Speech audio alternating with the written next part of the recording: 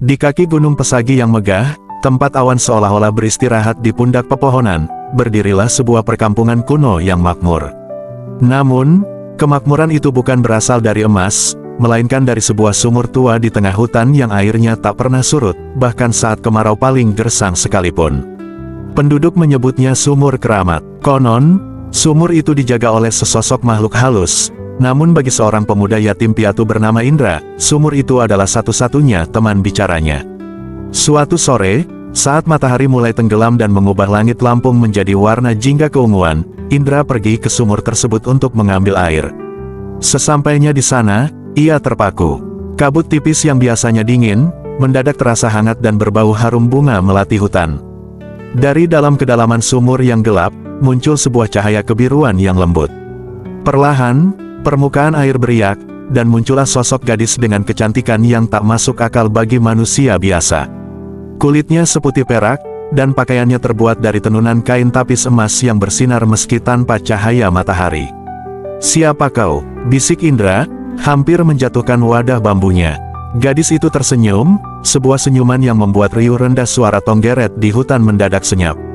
"Aku adalah penjaga dari apa yang kau ambil setiap hari tanpa pernah bertanya, wahai putra bumi."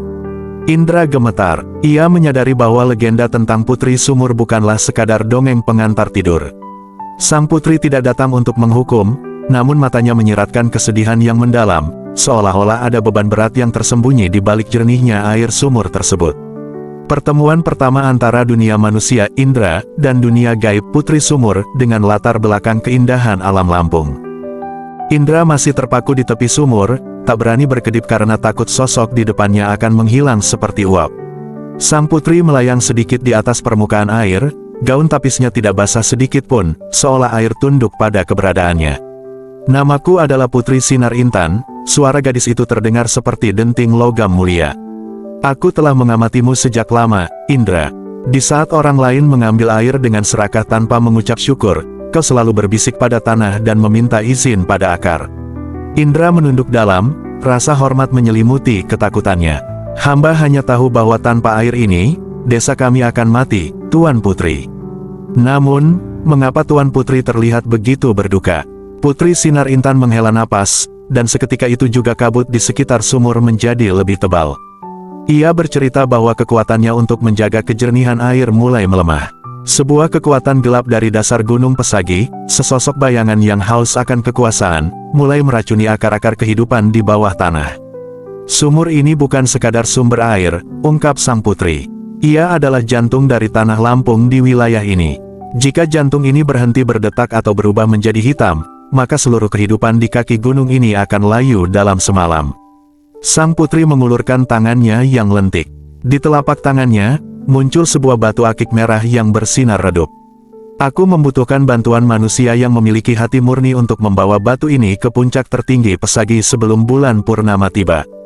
Hanya dengan menyatukan batu ini dengan cahaya bulan di puncak sana, segel perlindungan sumur ini bisa diperbarui." Indra memandang tangannya yang kasar karena kerja keras di ladang, lalu memandang wajah sang putri yang penuh harap. Ia tahu perjalanan itu akan berbahaya, melewati hutan larangan yang dihuni harimau dan makhluk-makhluk penjaga gunung. "Aku akan pergi, Tuan Putri. Walau nyawa taruhannya," jawab Indra mantap.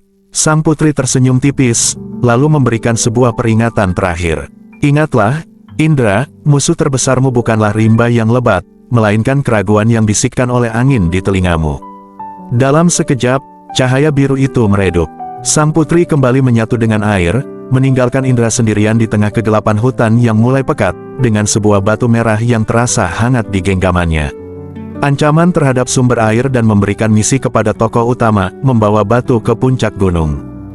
Dengan batu akik merah yang tersimpan rapat di balik pakaiannya, Indra memulai pendakian sesaat sebelum fajar menyingsing.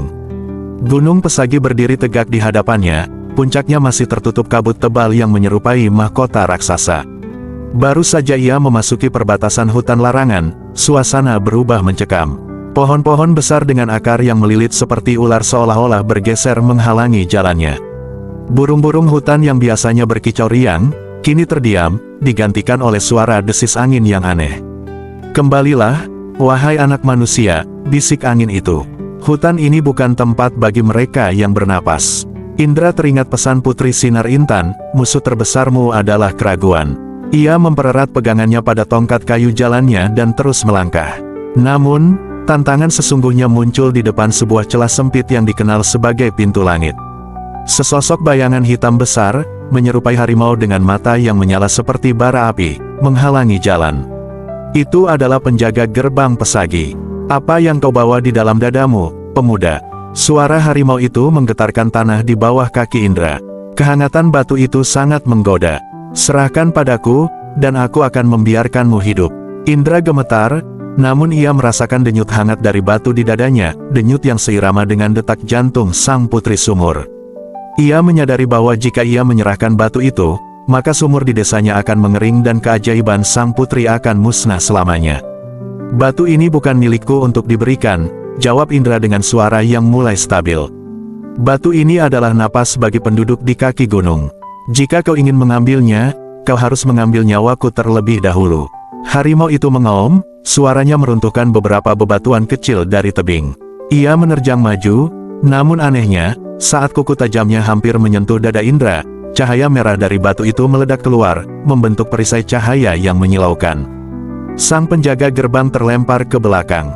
Ia bangkit, namun kali ini ia tidak menyerang. Mata baranya meredup, berubah menjadi tatapan yang penuh rasa hormat. Keberanianmu melampaui rasa takutmu, ucap sang penjaga. Lewatlah. Namun ingat, semakin tinggi kau mendaki, semakin tipis udara yang bisa kau hirup, dan semakin kuat bisikan kegelapan yang akan menguji hatimu. Indra melanjutkan langkahnya dengan napas terengah-engah. Di atas sana, puncak gunung pesagi sudah mulai terlihat, namun awan hitam yang membawa badai mulai berkumpul, bersiap menyambut kedatangannya. Tekad Indra melalui pertemuan dengan penjaga hutan dan menunjukkan bahwa batu tersebut memiliki kekuatan pelindung. Indra melangkah terlatih. Oksigen di ketinggian gunung pesagi terasa tipis, membuat dadanya sesak seolah dihimpit sebongkah batu besar. Di hadapannya, jalan setapak menghilang, berganti dengan tebing curam yang diselimuti lumut licin dan es tipis. Tiba-tiba, langit yang tadinya kelam pecah oleh sambaran petir. Hujan lebat turun bukan berupa air, melainkan serpihan kegelapan yang terasa dingin menusuk tulang. Dari balik kabut, muncul sosok bayangan tanpa wajah sang penyesap sukma kekuatan gelap yang diceritakan Putri Sinar Intan. Berhenti, anak manusia, suara bayangan itu bergema langsung di dalam kepala Indra. Untuk apa kau mendaki sejauh ini hanya untuk sebuah sumur? Lihatlah, desamu sudah melupakanmu. Mereka sedang berpesta, sementara kau bertaruh nyawa di sini. Indra tertegun. Di dalam kabut, ia seolah melihat bayangan penduduk desanya yang sedang tertawa dan membuang-buang air dengan percuma. Ia melihat dirinya sendiri yang kedinginan dan kesepian. Mereka tidak layak mendapatkan pengorbananmu, bisik bayangan itu lagi. Berikan batu itu padaku, aku akan memberimu kekuasaan untuk memimpin gunung ini. Kau tak perlu lagi menjadi pemuda yatim piatu yang miskin. Tangan Indra gemetar, ia mulai melonggarkan pegangannya pada kain yang membungkus batu akik tersebut. Rasa lelah yang luar biasa menggoda kesadarannya untuk menyerah. Namun, tepat saat ia hampir melepaskan batu itu, ia merasakan sebuah kehangatan yang berbeda. Batu akik merah di dadanya mendadak berdenyut kencang, memancarkan wangi melati hutan yang sangat akrab. Itu adalah wangi sang putri sumur. Bukan untuk pujian aku datang ke sini, gumam Indra, suaranya serak namun tegas. Tapi untuk kehidupan yang mengalir di setiap akar pohon dan setiap tenggorokan yang haus. Jika aku mati di sini, biarlah aku mati sebagai penjaga, bukan sebagai pengkhianat. Dengan sisa tenaga yang ada, Indra menghujamkan tongkat kayunya ke tanah dan menerjang menembus bayangan hitam itu. Cahaya merah dari batu tersebut memancar bak matahari kecil, membakar kegelapan yang menghalanginya. Bayangan itu menjerit melengking lalu hancur menjadi abu yang tersapu angin. Indra terjatuh berlutut, tepat di titik tertinggi Gunung Pesagi. Di atas sana, awan hitam mulai tersingkap, memperlihatkan bulan purnama yang bulat sempurna, bersinar terang benderang. Waktunya telah tiba, bisik Indra sambil mengangkat batu itu tinggi-tinggi ke arah rembulan. Puncak konflik batin internal konflik Indra, di mana ia harus memilih antara ego pribadi atau ketulusan untuk menolong orang lain. Sinar bulan purnama jatuh tepat di atas batu akik merah yang diangkat tinggi oleh Indra. Seketika, getaran hebat merambat dari puncak gunung hingga ke akar-akarnya. Cahaya merah dari batu itu menyatu dengan perak rembulan, menciptakan pilar cahaya raksasa yang menembus langit malam Lampung. Tiba-tiba, suara gemericik air yang jernih terdengar di puncak gunung yang gersang itu. Dari balik cahaya, sosok Putri Sinar Intan muncul kembali. Kali ini, ia tidak lagi tampak redup atau sedih. Wajahnya bersinar dengan keagungan yang luar biasa. "Kau telah berhasil, Indra," ucap sang putri sembari melangkah di atas udara. "Keberanianmu telah memurnikan kembali jantung bumi ini. Kegelapan telah sirna, dan air kehidupan akan mengalir selamanya." Putri Sinar Intan mengambil batu itu dari tangan Indra yang gemetar karena lelah. Saat ujung jari mereka bersentuhan, Indra merasakan seluruh kelelahannya hilang, digantikan oleh kedamaian yang tak pernah ia rasakan sebelumnya. "Namun, tugasmu belum usai," lanjut sang putri. "Gunung ini butuh penjaga di dunia manusia, dan aku butuh pendamping di dunia keabadian. Maukah kau menjaga rahasia sumur ini bersamaku?" Indra memandang ke bawah, ke arah desanya yang jauh di kaki gunung. Ia mencintai tanah kelahirannya, namun ia sadar bahwa pengabdian yang lebih besar menantinya.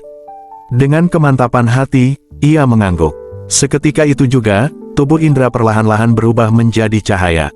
Ia bukan lagi sekadar pemuda yatim piatu yang miskin, melainkan sosok satria penjaga yang abadi. Bersama sang putri, ia turun kembali ke sumur keramat di kaki gunung. Keesokan paginya, penduduk desa terkejut melihat air di sumur mereka memancarkan cahaya pelangi yang indah. Airnya terasa lebih manis dan segar dari biasanya. Namun, Indra tidak pernah ditemukan lagi. Sebagian orang percaya ia tersesat di gunung, namun para tetua desa yang bijak sering melihat dua sosok bayangan seorang pemuda gagah dan seorang putri cantik berjalan di sekitar sumur saat kabut turun di sore hari. Sejak saat itu, sumur tersebut dikenal sebagai Sumur Putri, simbol kesetiaan dan keberanian. Penduduk Lampung di kaki pesagi pun belajar untuk selalu menjaga alam, karena mereka tahu, di balik jernihnya air, ada sepasang mata yang selalu mengawasi dan menjaga napas kehidupan mereka. Keberanian sejati bukan terletak pada kekuatan fisik, melainkan pada ketulusan hati untuk berkorban demi kepentingan orang banyak. Alam akan menjaga mereka yang menjaganya. Tamat.